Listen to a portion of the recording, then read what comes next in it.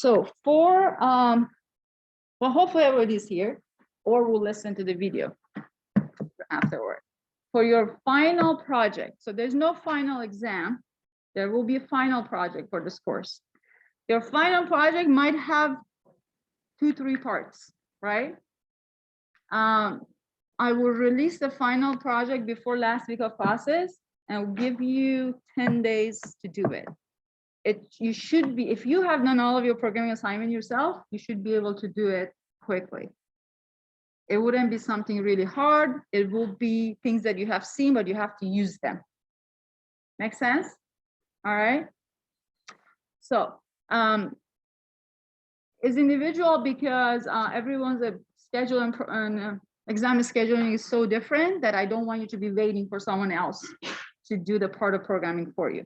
Hence, the programs will be designed for one person, right? So if you can do this homework, you can do your final project, all right?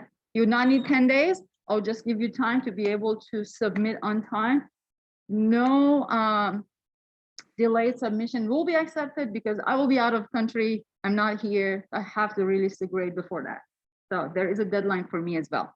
And I want everyone to respect that. I will give you enough time to check your final grades. And if you have any complaint, if I promise you that if you do great, I don't look at your assignment, and if I forgot, you have time to bring that up to my attention, okay? I'm very busy, I might have forgotten even if you emailed me. So it's not that I don't care or don't pay attention. If I don't do it right away, it just goes and gets buried in my emails. I try to always check, but right now is grading season for me, all right? So be patient and always ask your question early on, either Brett or myself. So give us time to help you, all right? Don't come 2 hours before the deadline or email that such and such, I need help. All right, so I have also added a few things to our module 13. So this week we will finish up the lecture from Friday. Once we are done, you can leave hopefully earlier than later. Then Wednesday, I will work on an example of single link robot, which is homework question 1, homework for question 1 kind of, right? So, but you need to understand because I'm gonna just give you equation and talk about it, right?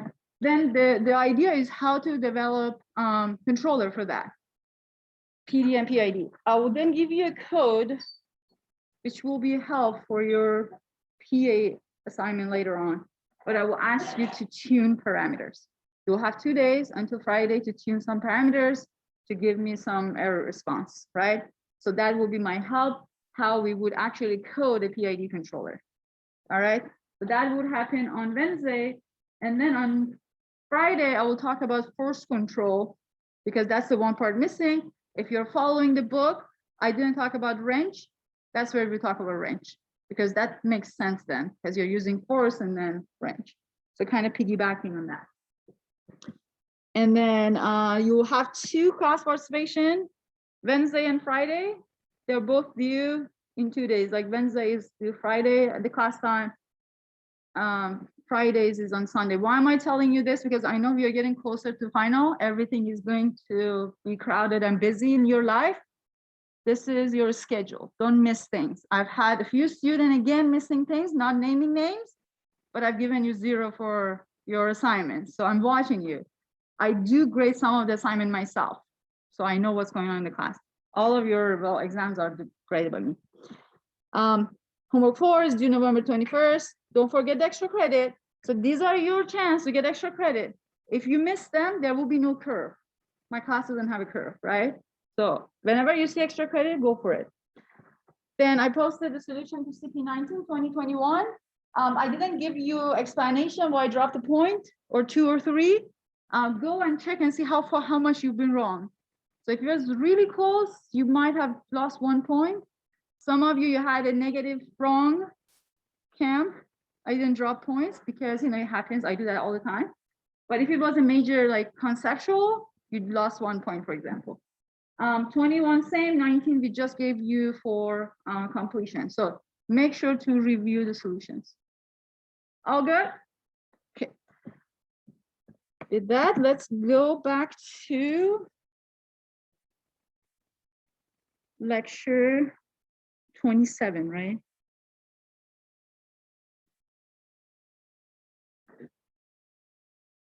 Yes, we did go over here. Okay, I also need to explain something. So Michael mentioned that in the class. The error, I wrote x minus x desired, but whenever yes.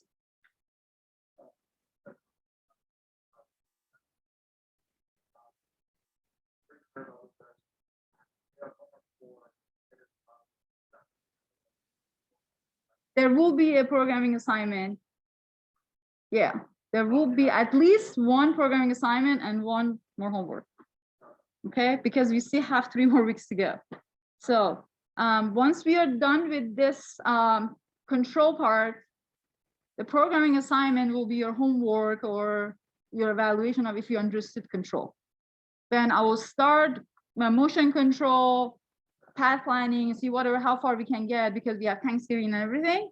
You'll have one more homework that would question you about those things. So you can't just skip the class. Okay, if you're done, happy, let's go.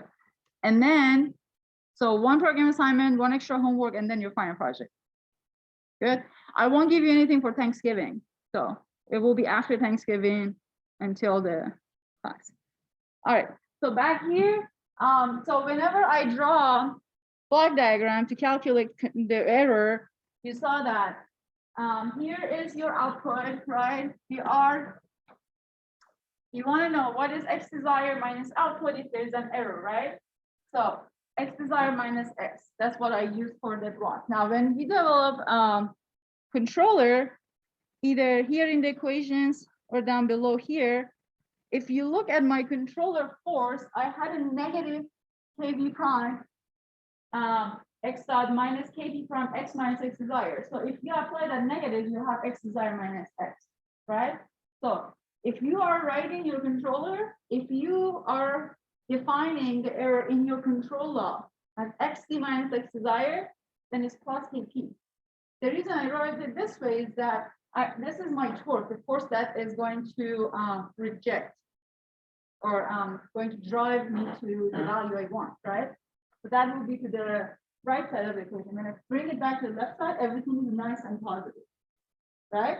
So whichever way you're doing it, make sure that eventually they are the same, right? So it's a negative of x minus x desired or positive x desired minus x. Sounds good? Because 2 of you, I think, asked me this question. So it's a valid question. I just wanted to point it out.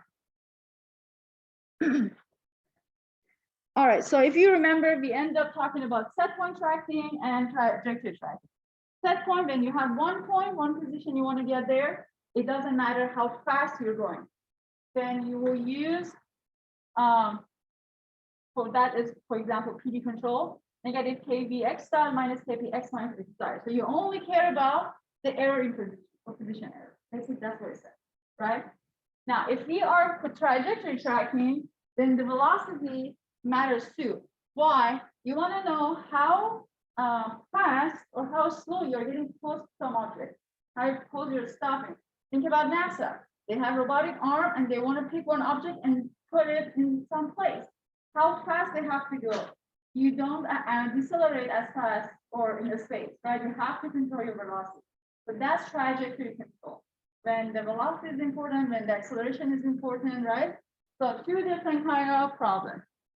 If this is your trajectory control, you're going to use feedback for velocity and position control. So velocity control, position control, hence kb and kp. You'll see kd here for PID. Derivative is the same thing. And then you have feed forward for your acceleration. So you're going to give some acceleration. Yeah, you're going to feed forward. Then this will become your closed loop system because our system that we draw here through here was just a mass system, right? The dynamic was mx double dot. So hence, when you bring back and close the loop, it will only show up here.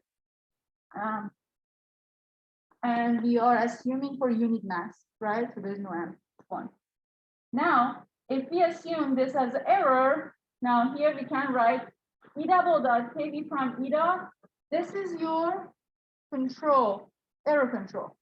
So if you want to look at the response of your control model, the error model, this is what you have to look at, right? Basically the same thing, right? Now let's work on an example. So don't know if anybody looked at the example or not, but we're going to work it together. So I want you to do it right now. Develop a controller for a 1 degree of freedom mass spring damper system. What does it mean? 1 degree of freedom mass spring. It either goes this direction, depending on what the rest of the equation says, right? So the form will be mx double dot bx dot kx equal to f, where the f is the force, the control force, or your input, right? You have the values for m, b, and k. You see that x desired is 0, x double dot and x dot are 0. Design a PD control that yields critical damping and a 2% settling time of 0.001s. Note that that's the settling time equation. I think I'm missing the value for critical damping of 1.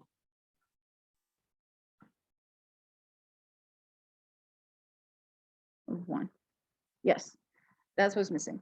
And 2% settling time. So first of all, what kind of controller we are designing from the question?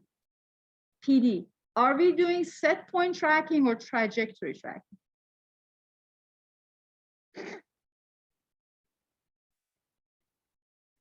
Someone? I know that you know. Trajectory tracking. Why? We have requirements for x double dot and x dot. It just has to be 0, but it's a requirement, right? So being 0 doesn't mean it doesn't exist. It means that it has to be 0. So no change in velocity, no change in acceleration, right? And then the position error is also, your desired position is 0, wherever 0 is defined. All right. Go ahead and start from your requirement. Find what is the value of omega n.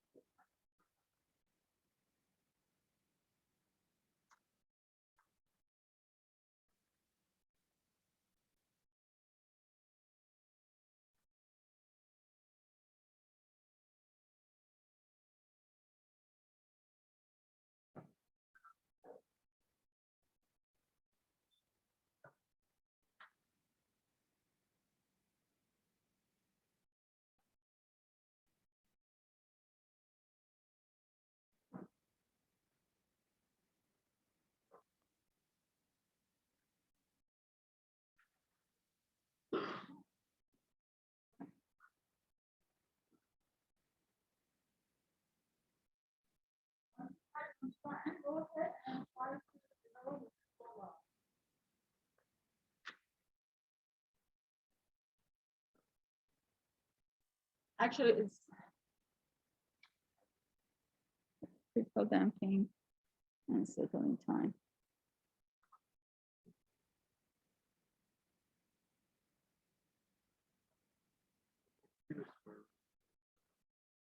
Do you know what K is? It's KP. K is your controller. You don't have your controller value yet. You're trying to find it. Yes, you could if you had it. You don't. That's part of how we're gonna actually find our KP. All right, I found my omega n. Omega n is 4,000. So I know my requirement, right? You have your requirement. Now let's go and find the controller. So we know we are trajectory control tracking, and we're designing a PD control. So this means that we're gonna have KD and KP. So KD is KV there. They're the same. we use them interchangeably. So we know control law F is going to be negative KP x minus x desired minus KV x dot minus x dot desired, right? Now, from the information, I know x dot desired is 0, and x desired is going to go to 0 too. So control law becomes negative KPX, negative KV x dot, right? Now, this is my controller. What is my system? System, a second order, we have all the information. So for x double dot plus 2x dot plus 0.1x equal to f, right? So this is your system, and this is where your control or torques from outside comes in handy. Now think about this. This right side is your torque, right? So if you have a spring down spring, massive spring system, something is going to drive this, move it, right? That's your F. If you had a link and you had a joint, that F was the torque of that motor, whatever you write, that will drive this link to the position that you want. So here is a force, it's not a torque, but these are generalized, correct? So I'm going to say this F is also negative KPX minus KVX dot. Now I can rearrange and write the closed loop, x double dot plus 2x dot plus 0.1x plus KPX plus KV x dot 0. Now you can write this as plus, factor out x dot 2 plus KV x dot plus KP 0.1 x equal to 0. Now from here, now we can use the information we have. So this is our closed loop system, right? So we can find our KP and KV from the information we already have. We know that omega square is going to be, I'm going to divide everything by 4, right? So this part is your omega square. And this is 2 zeta omega. So omega square is going to be KP plus 0.1 divided by 4, or omega is going to be square root of this guy. And so what would this give you?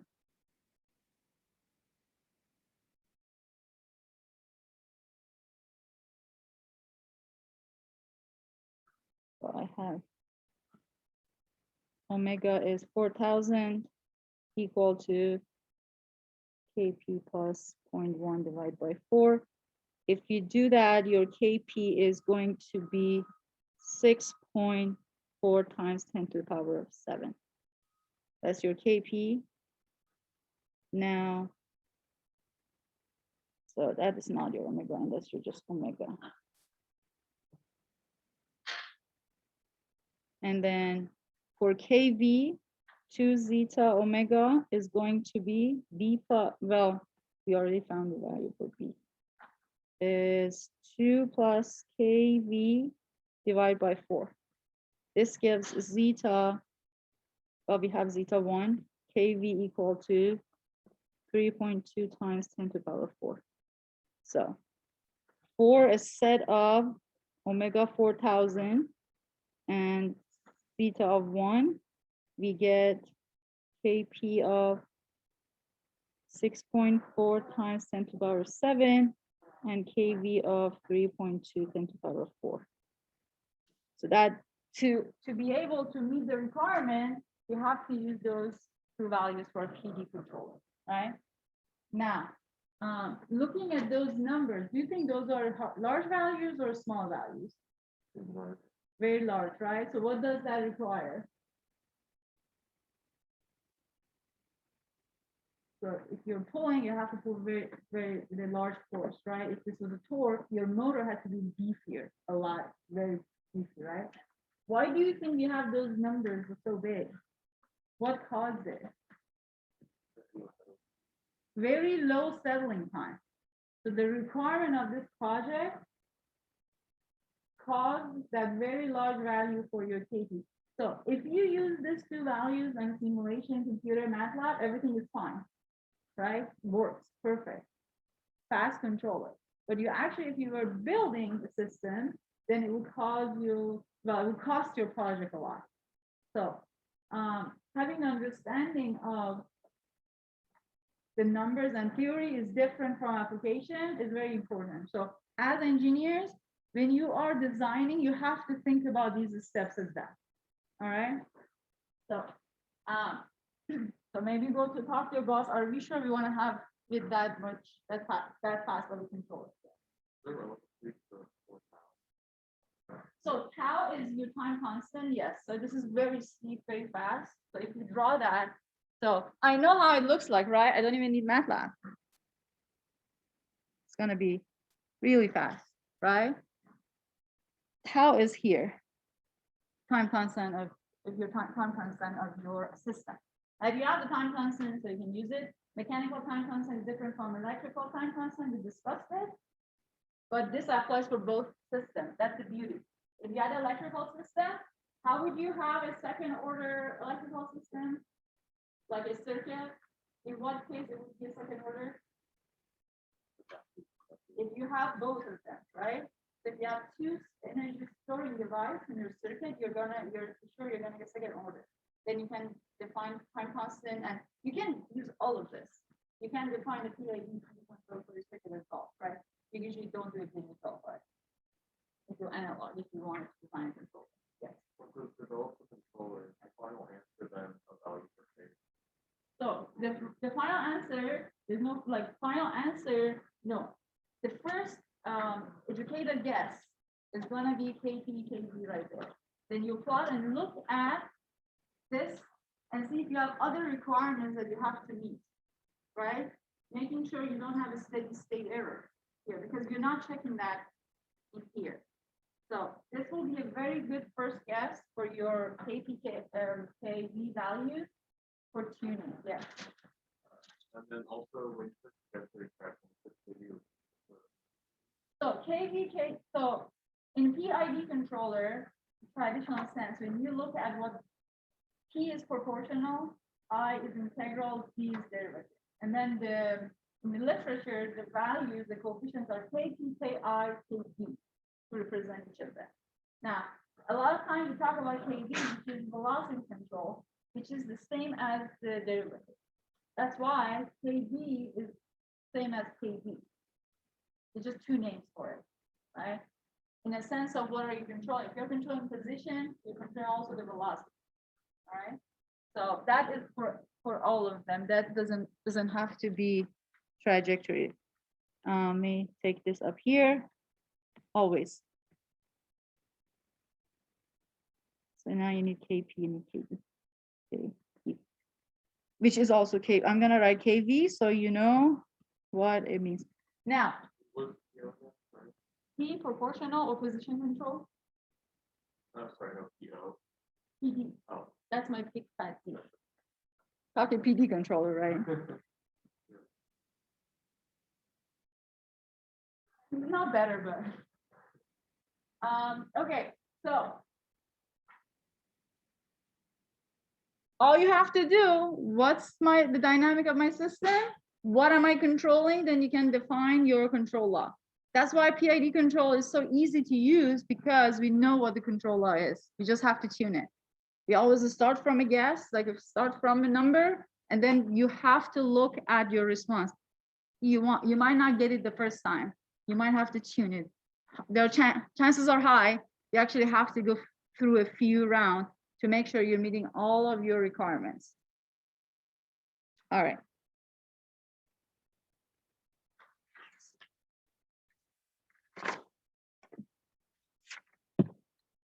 Now let's see. So that was PD controller. Now let's see what happens if we have some sort of disturbance in our system. How are we going to compensate? The controller are also called compensator because you're basically compensating for a lack of something in your system, right? To bring it to what you want. So if you have a disturbance, you also have to compensate for them because the disturbance doesn't want you to get to your desired value. So still going with mx double dot. So that's your system. You have some nonlinearity we show as bx and x dot. You have your force, the controller. You're going to have now all of a sudden a disturbance in your system, right? You're driving your car. You're going 45, oh, not 79, below 80, and then you hit a bump, right? That's disturbance. What's going to happen? Something has to happen to it, or you hit a hill. So that's external force, right? You can see it as disturbance. So our control, I can say F is mf prime from before, partitioning, right? V of x and x dot. And if you remember, we can write our closed system as error control, kv e dot plus kp e. You can use x minus xt also. It's just shorter writing it this way. Equal to, I have F disturbance and dividing by M because I'm writing it for a, so there's no coefficient here. So this is even out. Now, for steady state error, you have to have E double dot and E dot, the rate and the rate of change of your error should be 0. Then in this equation,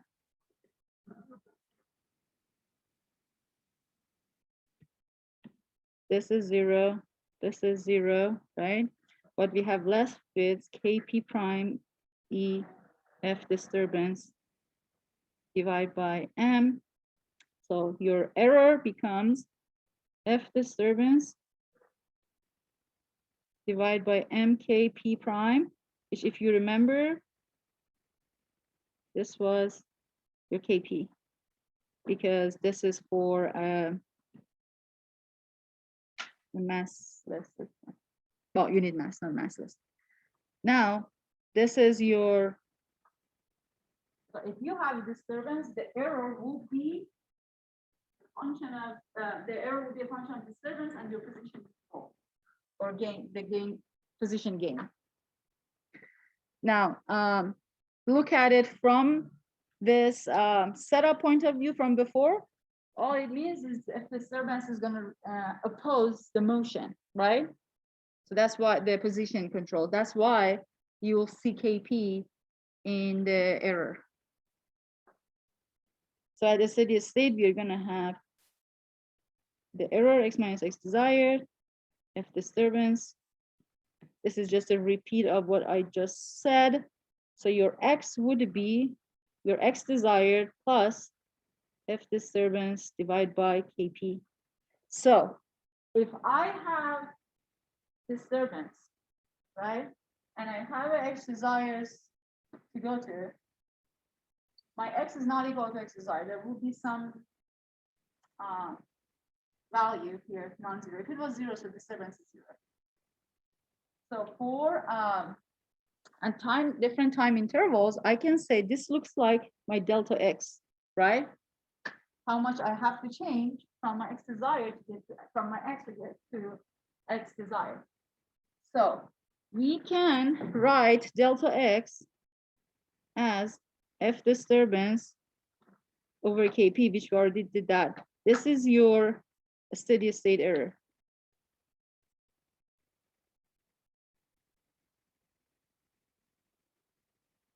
So what is the steady state error? If you remember from the, so if you wanted to go here, x desired, you kind of not ever gonna get there if you didn't count for this disturbance. There's gonna be that ESS always exists if you don't compensate for the disturbance, right? How to get rid of this steady state error?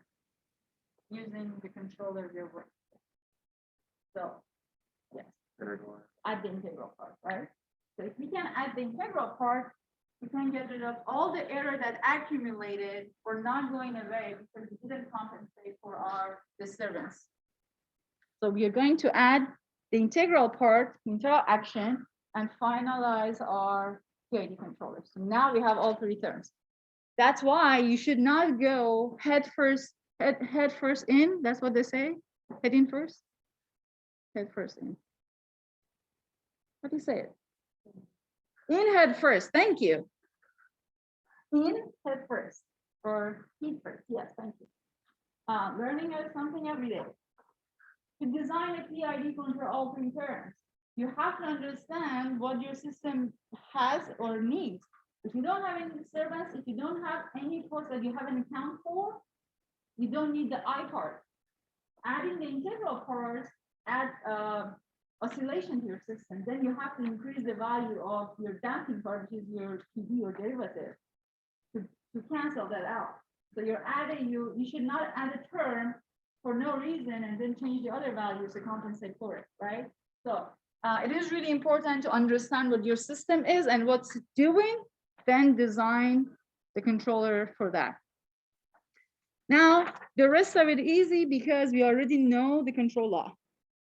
Our system, let's say, look at the full system, mx double dot plus some bx nx dot. So this is all the nonlinear part.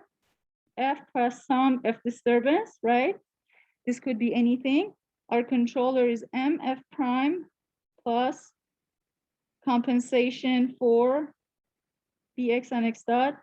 I didn't put the b prime here, sorry. So this is a compensation for nonlinearity. And then now I can define the f prime part to be x double dot d, which is a feed forward minus kv prime. So this is for you need mass. X dot minus x dot desired, kp prime, x minus x desired, and then ki, the integral part, x minus x desired over time. That's your delta x, right? It's just over time. So that becomes now this, the three also. This is the I, this is your P, this is the D. Now you have all PID, plus you could have also a feed forward action for the acceleration if you need it. The closed loop system, if you want to look at the error model, if you want to see their response, we can write E double dot KV prime, E dot plus KP prime, E plus KI prime, E dt would be equal to your F disturbance over M. Why? Because we already expanded our F prime. So if you don't have a disturbance, that's just the PID controller. If you had, you just add it. But the disturbance doesn't have to exist from the beginning. It could just happen in a period of time, right? But if you see it, so your force or torque will be 0, 0, 0, a bump, so you have value, and then so it's instead of the vector, and then 0, 0, 0. So for a period of time, if you have disturbance in your system, your control is going to compensate for it, right? For CP, was it 20? The closed loop system, you had W coming to your plant. That was your disturbance, right? Yes. Which one? Yes. Thank you. All right. So this becomes your PID control. You see that I wrote it in the form of error because now this becomes, if you look at it, it's just a different variable, right? That's just the second order system. We know how the response should look like. And once you plot it, you can discuss like, hey, this is TS, there's no overshoot, there's no undershoot, or all the cool things they will ask you when you are evaluating the system. Sound good? All right, no class participation today, but we are going to use what we discussed today, Wednesday, with that example. All right? You have computer, bring your computer. I'll probably give you the code right away so you can play with it. Let me close the Zoom. This is We already done that. There was one question.